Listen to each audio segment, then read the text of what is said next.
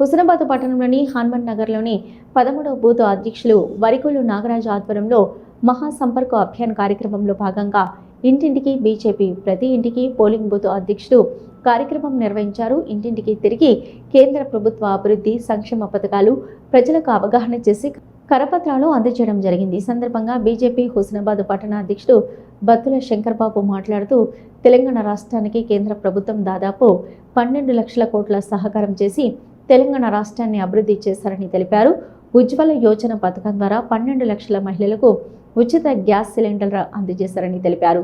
ఈ కార్యక్రమంలో బీజేపీ కిసాన్ మోర్చా రాష్ట్ర కార్యవర్గ సభ్యులు గొల్లపల్లి వీరాచారి, పట్టణ ఉపాధ్యక్షులు బొడిగె వెంకటేష్, ప్రధాన కార్యదర్శులు గాదాసు రాంప్రసాద్, పోలుజు రాజేందర్ చారి, కార్యదర్శులు వడ్డేపల్లి లక్ష్మయ్య, బొప్పిశెట్టి సాయిరాం, బీజేపీ సీనియర్ నాయకులు వరియోగుల అనంతస్వామి, వెల్దండి సంతోష్, ఆసాడపు శ్రీనివాస్, నాయకులు ఒగ్గొజ్జు రామనారాయణ, నంగునూరి బాలయ్య తదితరులు పాల్గొన్నారు.